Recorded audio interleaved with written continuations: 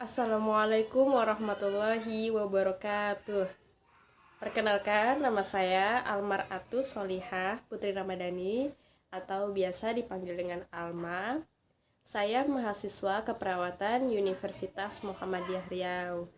Saya di sini akan menjelaskan tentang pemeriksaan dada jantung dengan dosen pengampu Ibu Isnaniar. Baiklah. Pemeriksaan fisik jantung itu ada 4. Yang pertama inspeksi, kedua palpasi, ketiga perkusi, dan keempat auskultasi. Nah, bunyi jantung itu bisa kita perhatikan dengan 6 lokasi. Yang pertama lokalisasi dan asal bunyi jantung. Yang kedua menentukan bunyi jantung 1 dan 2. Yang ketiga intensitas bunyi dan kualitasnya. Yang keempat ada tidaknya bunyi jantung 3 dan bunyi jantung 4. Yang kelima, irama dan frekuensi bunyi jantung. Dan yang keenam, bunyi jantung lain yang menyertai bunyi jantung. Oke, yang pertama lokalisasi dan asal bunyi jantung. Auskultasi bunyi jantung dilakukan pada tempat-tempat sebagai berikut. Yang pertama, ictus cordis. Yang kedua, sela iga 2 kiri, yang ketiga sela iga 3 kanan, yang keempat sela iga 4 dan 5.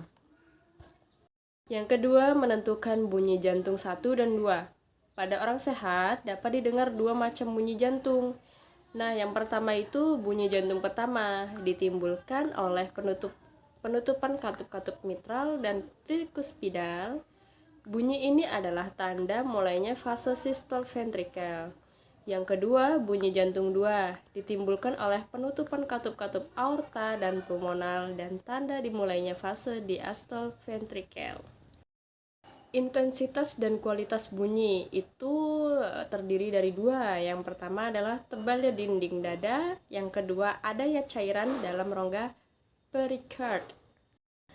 Bunyi jantung 1 di iktus atau M1 lebih keras daripada M2, sedangkan di daerah basal P2 lebih besar dari P1, A2 lebih besar dari A1.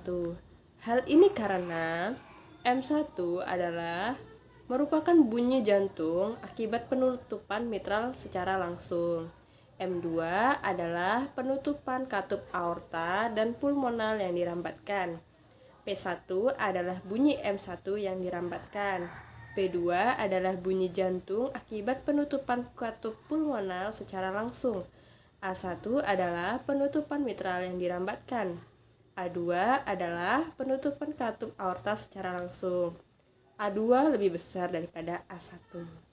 Gangguan intensitas bunyi jantung. Yang pertama, intensitas bunyi jantung melemah. Itu biasanya pada orang gemuk, emfisema paru, efusi perikard, dan payah jantung akibat infark miokarditis. Nah, selanjutnya ada intensitas bunyi jantung 1 mengeras. Itu biasanya pada seseorang yang demam. Yang kedua, morbus Basedow. Yang ketiga, itu pada orang yang kurus. Intensitas bunyi jantung A2 meningkat, itu biasanya pada seseorang yang hipertensi sistemik dan insufisiensi aorta. Selanjutnya, intensitas bunyi jantung A2 melemah, itu biasanya pada stenose aorta, emfisema paru, dan orang gemuk.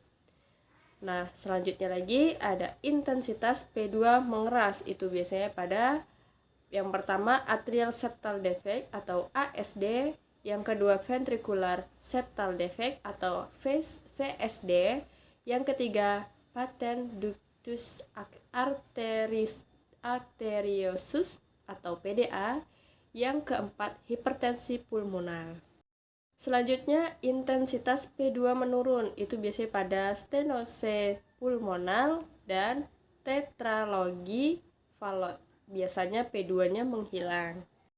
Hal-hal yang harus diperhatikan bila terdengar bising, yang pertama adalah lokalisasi bising, yang kedua penjalaran bising, yang ketiga intensitas bising, yang keempat jenis dari bising, yang kelima bising fisiologis atau patologis, Yang keenam, kualitas dari bising.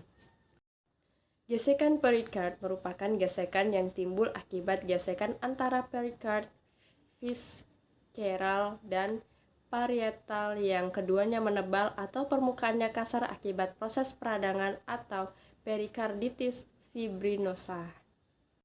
Baiklah, sekian itu penjelasan dari saya. Kurang dan lebihnya saya mohon maaf. Billahi taufik wal hidayah. Wassalamualaikum warahmatullahi wabarakatuh.